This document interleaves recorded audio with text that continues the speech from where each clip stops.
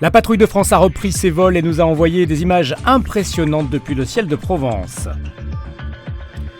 Dans le Vaucluse, la situation est délicate pour l'entreprise Voyage Arnaud en raison du Covid. Enfin, à Marseille, le Mucem a rouvert ses portes avec 3 expositions. On vous les détaille en fin de JT. Comme tout le monde, ils ont été confinés. Les 9 pilotes de la patrouille de France ont soudain dû s'arrêter en mars. Et puis, le bruit caractéristique des réacteurs des Alpha Jet retentit à nouveau depuis quelques jours. Sur la base aérienne 701 de Salon de Provence, le rythme des entraînements a repris son cours, avec plusieurs rendez-vous en ligne de mire, dont le défilé du 14 juillet. Les pilotes nous ont offert ces images qui se passent de commentaires.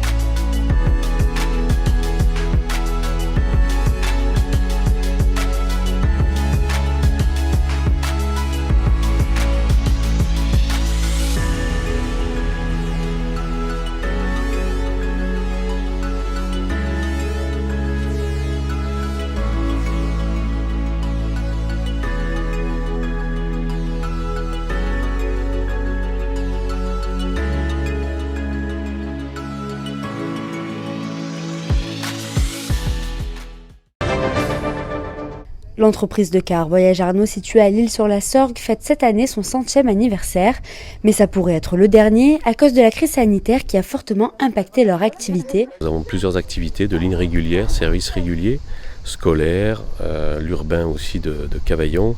Nous faisons aussi du tourisme, de l'occasionnel, du périscolaire. Et également une activité d'agence de voyage à l'Isle-sur-la-Sorgue et une activité VIP par des petits véhicules tout confort. La crise du coronavirus, elle fait très mal évidemment à l'entreprise, dans le sens où elle a eu lieu, elle est présente et elle le sera encore. Ce n'est pas terminé, loin de là. Actuellement, nous n'avons plus d'activité, ou quasi plus, sur cette partie touristique occasionnelle. Tous nos véhicules sont à l'arrêt. Tous nos véhicules sont à l'arrêt, sont derrière moi. Ce sont normalement des autocars qui sillonnent la France et l'Europe. Et là, bien sûr, il n'y a plus rien. Alors, la survie de l'entreprise dépend bien évidemment de toute cette activité occasionnelle touristique. Elle a également une activité de marché public.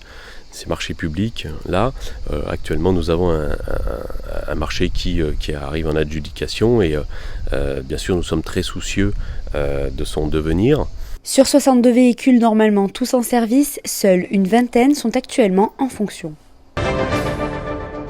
Après 3 mois et demi de fermeture à Marseille, le musée des civilisations de l'Europe et de la Méditerranée a rouvert ce lundi à 10h. Pour des raisons de sécurité, seules 500 personnes peuvent y pénétrer, mais 3 nouvelles expositions ont investi les lieux.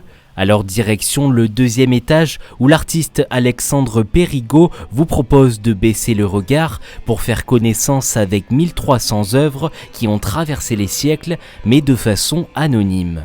L'idée de départ est de mettre le spectateur nu devant une œuvre puisqu'il n'y a pas de cartel, il n'y a pas d'indication et on a juste notre propre jugement pour cela.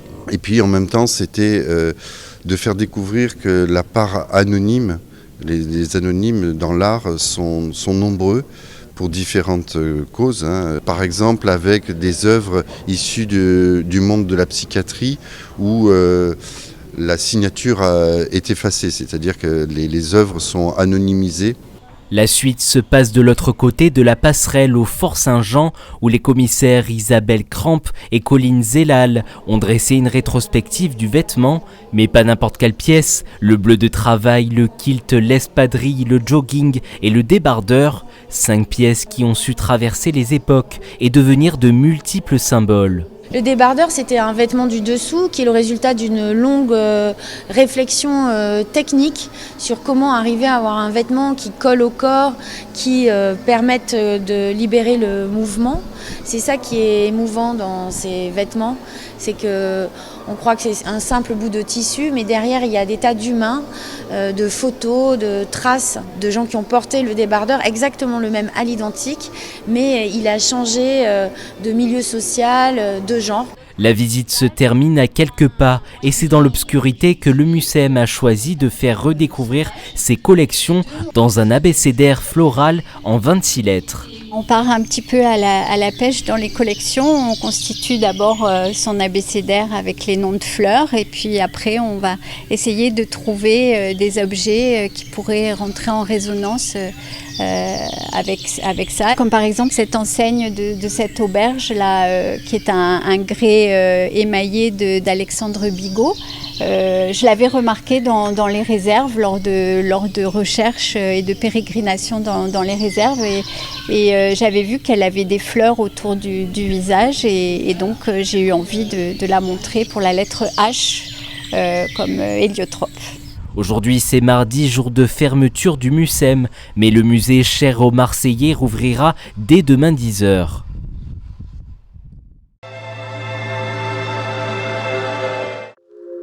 Ce mercredi, le soleil est bien présent dès le matin, quoique contesté par des passages nuageux parfois épais.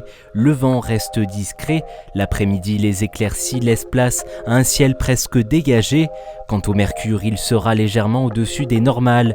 Dès le matin, il fera 20 à Toulon et Arles, 19 à Marseille et Avignon.